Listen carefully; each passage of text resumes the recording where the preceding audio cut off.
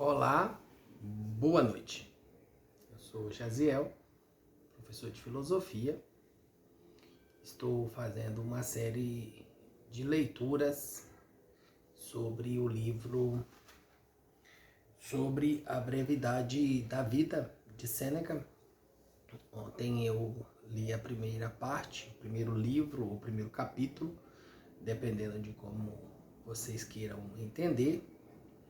E hoje eu me dedicarei a ler o 2. Se você quiser me seguir, se tiver interesse em filosofia, aperte aí o sininho para poder me seguir. Então diz assim Sêneca, na segunda parte do livro, onde ele começa fazendo uma indagação que acredito ser bastante interessante, bastante forte e bastante intensa, que é a pergunta: por que reclamamos da natureza?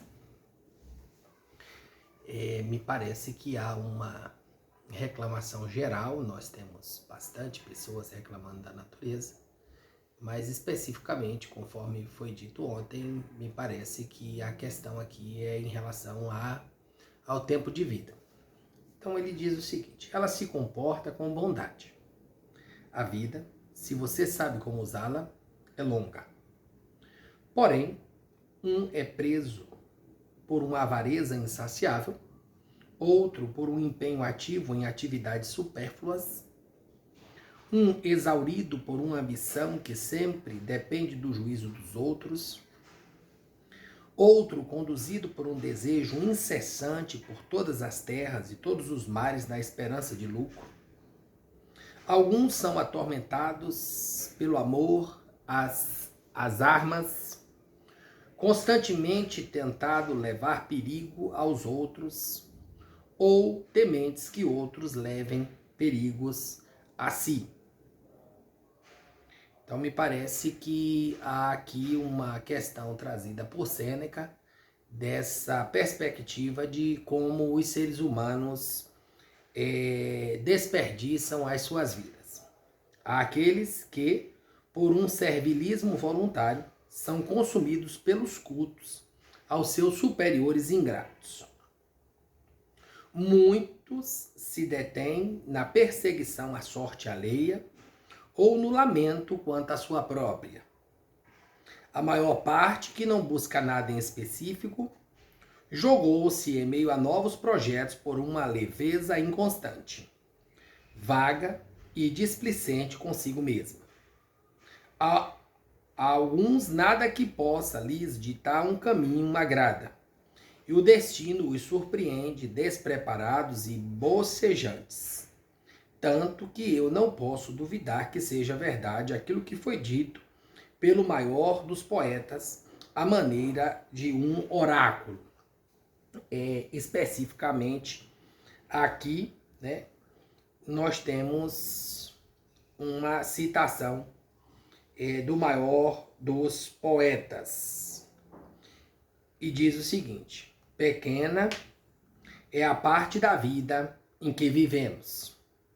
Provavelmente aqui Sêneca faz citação a Homero, mas o livro traz uma questão que diz que não há nenhum texto do Homero onde haja essa citação.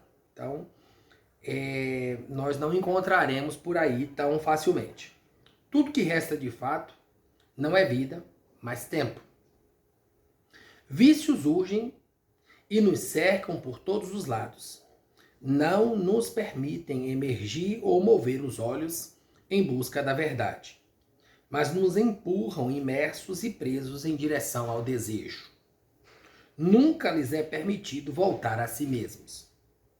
Se alguma vez, por acaso, algum sossego os toca, eles se agitam como se em alto mar, em que depois do vento ainda há turbulência, pois seus desejos nunca lhes dão repouso. Pensa que falo sobre aquele cujos crimes são conhecidos? Repara naquele cuja felicidade todos se juntam para ver. são sufocados por sua própria prosperidade. Quantos acham a riqueza um fardo? Quantos perdem sangue por causa da eloquência e necessidade cotidiana de exibir o seu talento? Quantos deixam de ser livres por conta da quantidade de clientes que o cercam? Finalmente, observa todos estes, desde os mais humildes aos mais poderosos. Estes procura quem os represente.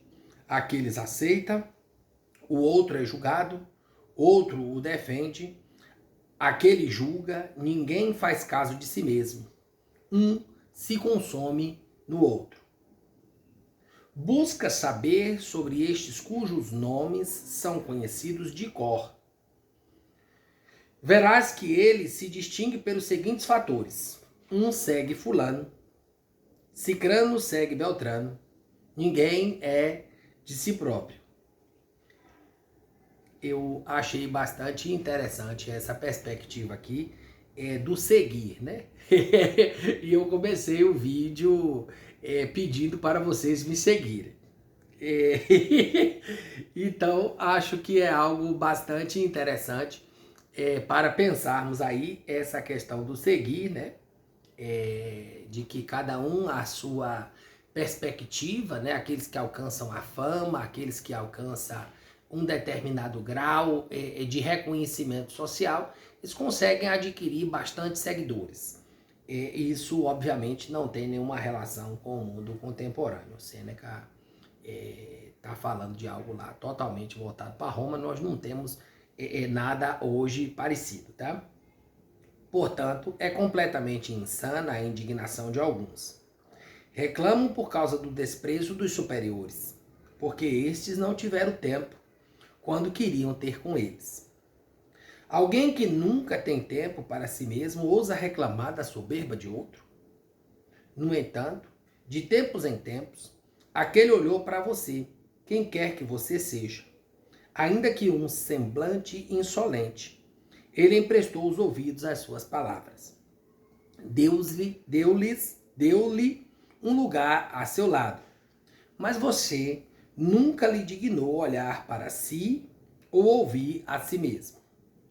Portanto, não há motivo para que impute a alguém essa obrigação, uma vez que quando você as fazia, não era porque queria a companhia de outro, mas porque não poderia estar consigo mesmo.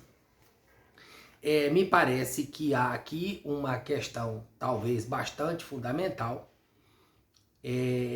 que parece resumir o capítulo, que é a questão de que me parece que a gente se dedica, né, ou passa toda a vida dedicando nosso tempo a muitas pessoas, mas jamais temos tempo para nós mesmos.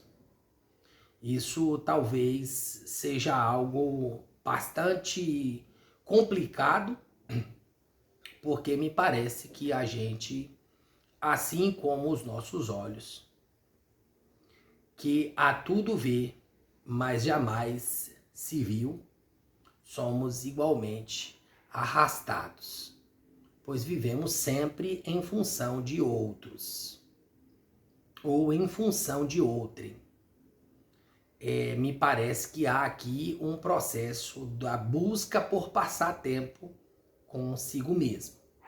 Obviamente que Sêneca não está falando daquele que passa tempo apenas consigo mesmo, né? Que esse seria o narcisista e também deixaria o tempo passar. Então, me parece que a sua proposta, né, é de que nós reclamamos da natureza, porque não somos capazes de observá-la e nem de observar a nós mesmos. Desejo a todos uma excelente semana e que este domingo, 27 de novembro, seja um ano, ou seja, uma semana agradável.